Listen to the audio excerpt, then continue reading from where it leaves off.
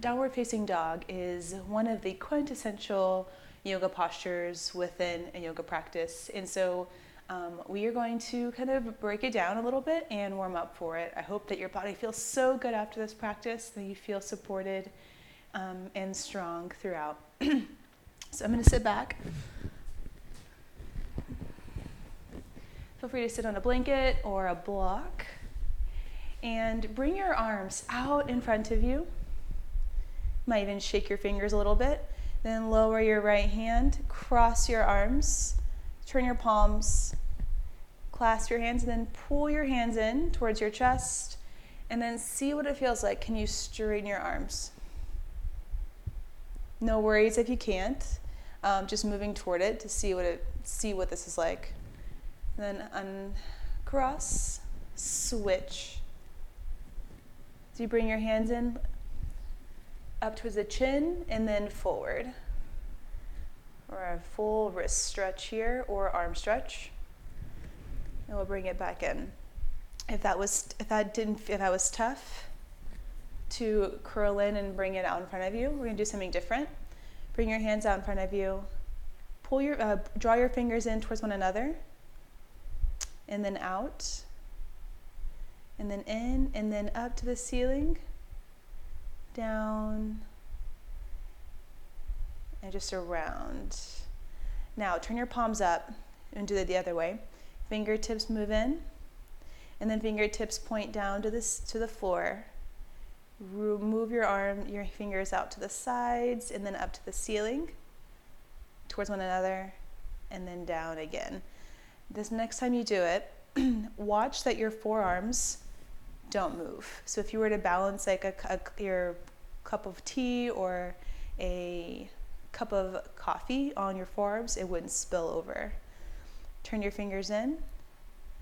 Move your fingertips down, being careful not to spill this imaginary water or coffee or tea.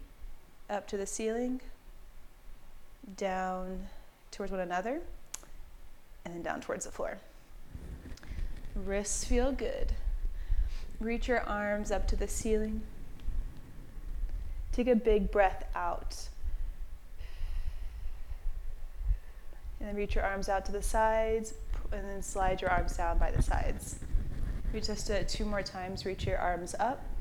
Exhale as you reach up. Turn your palms out, and then slide your arms down. Once more, reach up. Exhale here. Turn your palms out to the sides, and then push the air down behind you. Good. And bring your elbows into cactus or goalpost. Side bend to your left. You might feel a nice stretch across the side of your body. We're just warming up for your first downward dog today. We'll come back up to the middle. Side bend over to your right. And again, just feeling a stretch through strength on your left side. And move back to the middle. Now, with your arms still here, you're just going to forward bend with your upper back. And then extend your spine, elongate your spine back up. And then just a slight chest opening, back bend. Keep your chin just neutral here, so it's not tipped up. And then back to center. Okay, hopefully that feels really nice in your rib cage and your arms. And now, move the block or the blanket to the side, and let's come to tabletop. Hands and knees, with your hands on the floor beneath your shoulders. Let's round the spine for cat pose. Feel as if you can lift the right around the mid-back up to the ceiling a little bit more. Lengthen your spine into cow pose. Round your spine into cat pose.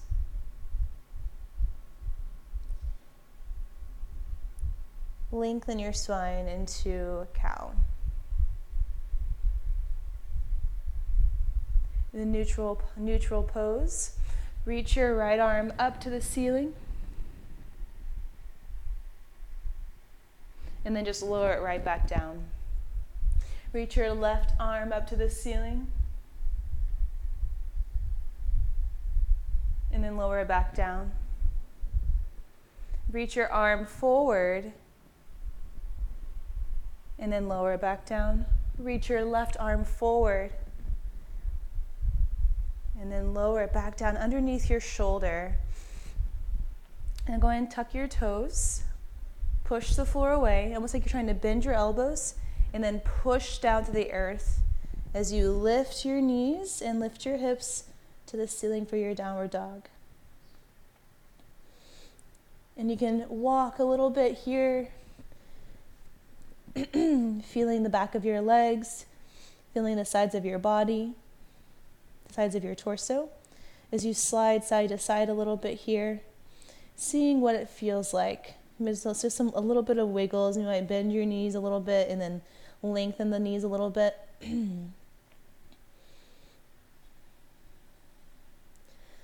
Love downward dog for the exploration. Now take your right hand and then just tap the left shin, pushing the left arm into the mat. Through the bones of your left arm, pushing down to the floor. And then bring your right hand to the floor. Feel the same thing from the bones of the right arm, pushing down. Tap your left hand to the right shin. Just adding a little bit of strength to the downward dog today. Then lower your left hand. Lower your knees. Walk your hands back. Tuck your toes under so you can actually get a little bit of a toe stretch. While you're here, reach your arms up to the ceiling yet again. And then imagine like you're trying to lift the fingertips up to the ceiling as you drive your hips down into your heels, getting longer and longer and longer. Hips root down, fingertips reach up. And then lower your hands again.